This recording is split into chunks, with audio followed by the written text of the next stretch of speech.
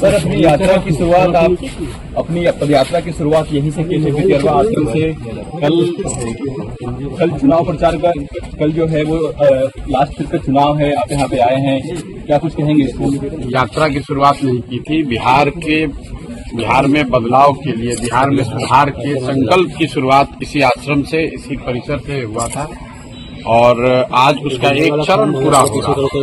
करीब 3 वर्ष उस बात को हो गए और 3 वर्ष में जो कुछ भी हो सका है, प्रयास किया है कि ईमानदारी से, शुद्धता से, जिस ईमानदारी और शुद्धता की बात करके इस आश्रम से इस अभियान की शुरुआत की गई थी, उस ईमानदारी और शुद्धता को बनाए रखने का पूरा प्रयास किया है और यकीन है कि बिहार की जनता इस बात को देखेगी, समझेगी और आने वाले समय में अपने बच्चों के लिए, अपने इस राज्य के लिए, अपने समाज के लिए जाति, धर्म, पैसे के लालच से ऊपर उठकर लोग अपने बच्चों के बेहतरी के लिए, उनके भविष्य के लिए, अच्छा समाज का निर्माण के लिए लोग उस तरीके से वोट देंगे।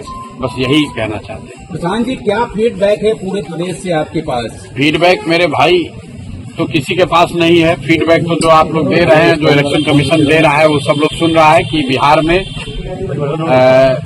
पहली बार आजादी के बाद बिहार के इतिहास में सबसे ज्यादा वोट पड़ा है और ये अपने आप में एक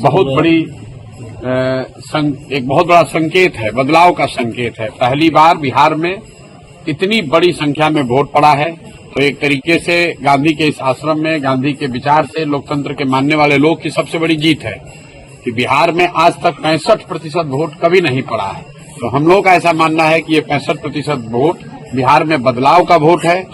14 तारीख से बिहार में एक नई व्यवस्था बनाने के लिए वोट है। ये वोट इस बात के लिए है कि बिहार में भी अब बच्चों के लिए पढ़ाई और रोजगार हो, बिहार के बच्चों को भी आगे पलायन न करना पड़े, 10-12 हजार के रोजी रोजगार के लिए घर परिवार, बिहार गांव छोड़कर बाहर नहीं जाना पड़े, बिहार में भ्रष्टाचार खत्म हो और इसीलिए लोग इतनी बड़ी संख्या में आकर वोट दिए हैं। जितने भी पत्रकार हैं, विशेषज्ञ हैं, राजनेता हैं, किसी को अंदाजा नहीं था, किसी को अंदाजा नहीं है कि इतना लोग वोट दिया कौन है। और जो लोग ये दावा कर रहे हैं कि वोट किसको पड़ा है, उसको जब ये ही नहीं पता है कि वोट पड़ा कितना है, उस दिन 3 बजे तक, 4 बजे तक, जब तक इलेक्शन कमीशन ने डेटा नहीं जारी किया है, चुनाव के प्रतिशत के आंकड़े जारी नहीं किए, तब तक लोगों को ये भी नहीं पता था कि वोट कितना पड़ रहा है। लेकिन लोग टीवी पर, यूट्यूब पर आकर बड़े बड़े बयान दे रहे हैं कि वोट किसको पड़ रहा है। भाई, जब तुम्हें यही नहीं पता है कि कितने लोग वोट दे रहे हैं तो ये कैसे पता चल रहा है कि वो व्यक्ति किसको वोट दे रहा है? इसलिए ये लोकतंत्र का पर्व है चुनाव। 14 तारीख को परिणाम आने दीजिए, आपको दिखेगा बिहार में देश का राजनीतिक इतिहास लिखा जाता हुआ दिखेगा।